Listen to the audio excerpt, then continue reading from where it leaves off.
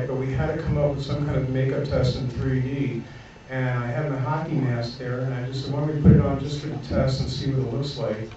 And I only wish I had registered the hockey mask. Because every Halloween, that's all I see. So it's because I love hockey.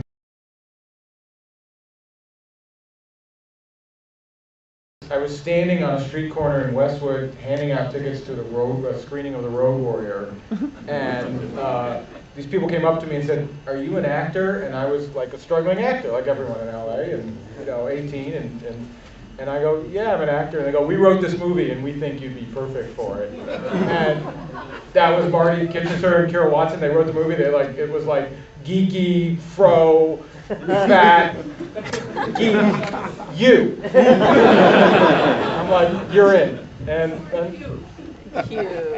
Super cute. Thanks. And then and so then I auditioned and got the role. And that was the beginning and end of my acting career.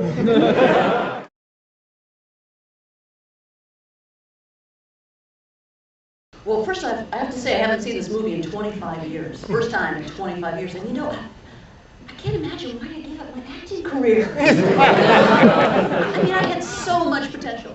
So much fun. It was just a blast making the movie. And it was really the last thing I did as a child actress. And I went to college and got a degree in journalism, and I've been a broadcast journalist ever since. And the death scene. Oh, the death scene. That was amazing. That was incredible. First of all, they had to create a replica of my upper torso, which was kind of bizarre.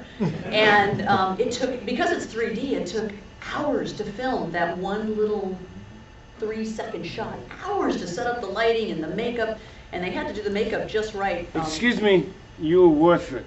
Oh, thank you. They attached the replica torso to my neck, and they didn't want the line to show. Anyways, it took hours and hours, and it was quite the scene. It was actually kind of fun. This night they were shooting the scene of it going through the window. I was very glad I was not a stuntman on that night, because at that point my character was dead, so he had to be projected through the window. So they had this air ramp that would launch a person. So they bring this stunt guy out, and they pulled the window out of the frame, so it's an open frame, but he keeps hitting high, and he hits low, and he hits high, and hits low, and this is way before I was a chiropractor, and I was still just going, they could not have paid me enough. Whatever they paid that guy wasn't enough. So then I just went and laid on the floor. Oh my God. I had the easy job. So. Well, this is pre-crack, so I'm actually not a cigarette smoker. And the first day they had me smoking, it was cigarettes, the tobacco, and I couldn't handle that. So I sent them over to a health food restaurant a store, and had them get barley. And I smoked barley. It's also what I ate on the show. And I'm here to tell you, kids, if you're out there still smoking, you will lose your hair and get heavier. So watch out. This is actually the first time I've seen this movie. And I had a ball. I was really on. Ouch! Ouch! Ouch! I can tell you how much I saw. I saw that part. Now, I scored originally the opening and the whole last large section from the bar, so I did see that part of it. I saw the first part, and then it seemed as though they used some of that music in the middle as well, but they used a lot of the music because I didn't have time to do it, and I only had a couple of days to do the score, so we used some of the music from the old film, and then I finally got to see the whole picture, and I just thought the 3D was spectacular. Best 3D I've ever seen. I just had a ball. And I am really so happy to be here. Anyway, so who came up with the disco idea? We said, why don't we do disco? Because back then that was really hot. And it was a kind of, It's still hot, they just changed the name of it. But there was a guy named Michael Zager who was very, very hot in the disco. And a good friend of mine said, we should do this. So what I did was I went over to Michael Zager's house and I played him various pieces of the Friday the 13th score. I said, okay, you need to use these 3 chords. It needs to go da-da-da-da, da-da-da-da-da-da. He goes, yeah, okay, that's cool, that's groovy, that's good. So we got that, and then it's gotta go.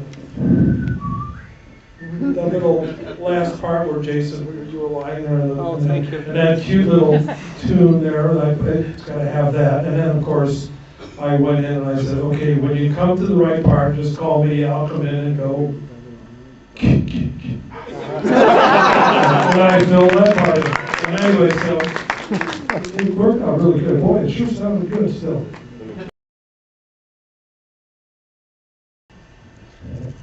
Steve Miner told me absolutely nothing. He said to me, do never come up to me and ask me what your motivation is for this scene, because you have no motivation. You are just a senseless killer. You are like Jaws. You have no feelings, no meanings, no nothing.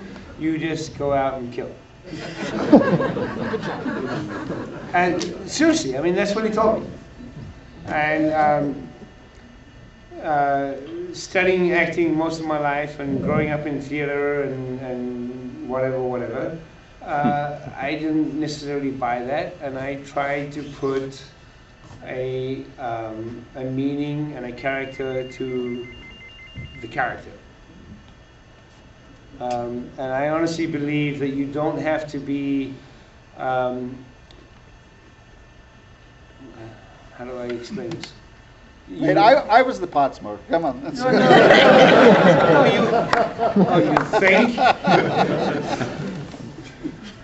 You don't have to talk to be an actor. You know,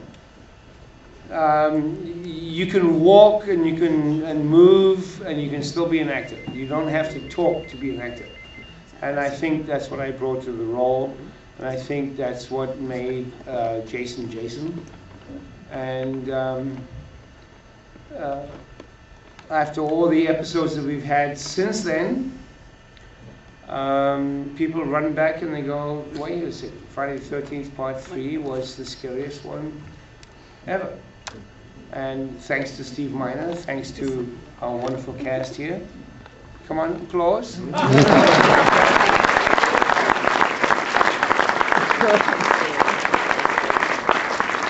We created a movie that today is 25 years later. You're sitting here. So, I mean, what the hell? We must have done something right. There's been some talk about doing a D-Cinema re-release of the film. We need all your support to do that. So write to Paramount, tell them we want this. It'll be a revamped, restored, digital transfer, all new 3D, with a brand new system that Marty is absolutely pioneering. We have the people in the balcony that are going to do it with us. Yeah. Expand the service.